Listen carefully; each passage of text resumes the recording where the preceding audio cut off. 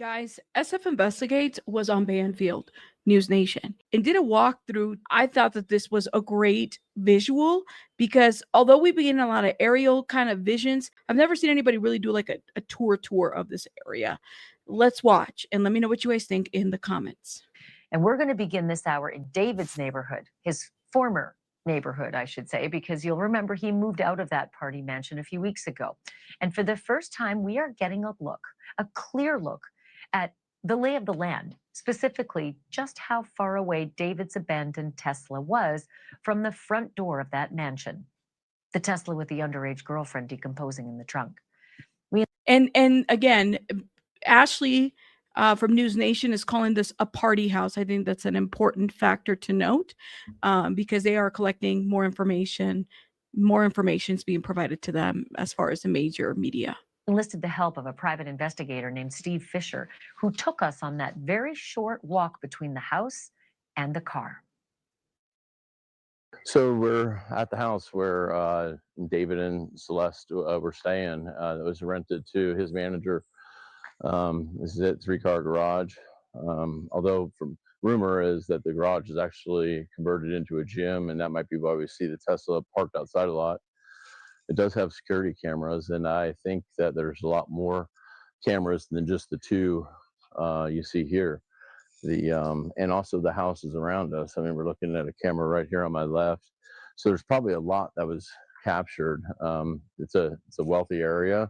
These people value their privacy, and it's a beautiful home. It's also, there's been these rumors about it being a real party house and everything, but the people I've talked to around here said it was very they were very courteous, and it was quiet, and it was not this party house that it was rumored to be. That's what we were hearing from other reports, that this wasn't a party house. Why is there so many inconsistent reports about what this house was like? Was it a party house or was it not? Let me know what you guys think in the comments. So, I'm sure that we'll learn more about that. But as you can see, all the way up and down this street are homes with lots of security cameras. So anything coming and going from this house was captured not only by the house's own security system, but by the neighbors. And I'm sure LAPD has either subpoenaed or voluntarily collected all that footage already. And the question becomes, had too much time passed?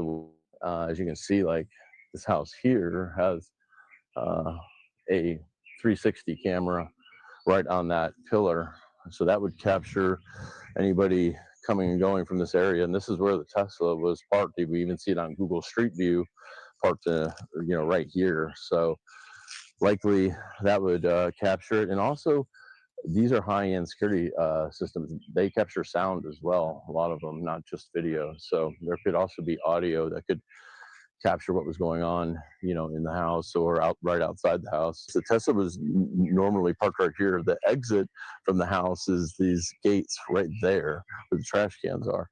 And then if we just walk up here a little bit and to the left is where it was left for, what I've heard is more than a month, with her body in it, which is tragic to think about.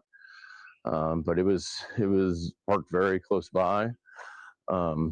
Again, these are all very high-end homes and with a lot of security. There's more cameras right there.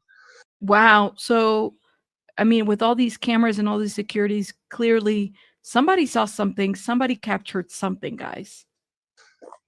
So I think that they'll be able to piece together the movement of the vehicle, and along with the vehicle's own systems, whether even if you didn't have Sentry mode enabled, the car will still capture that GPS data of when it was started and stopped, and where it moved in the last time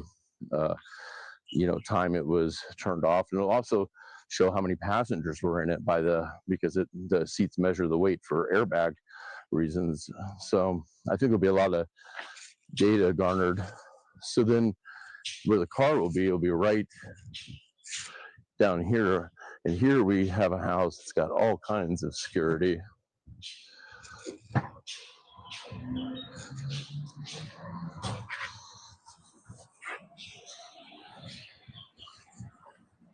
Boy, it looks like a lot of traffic in this area. You notice that? Like these cars are just kind of driving and going. I mean, people would notice if something was up in this area, clearly. That's what it looks like to me.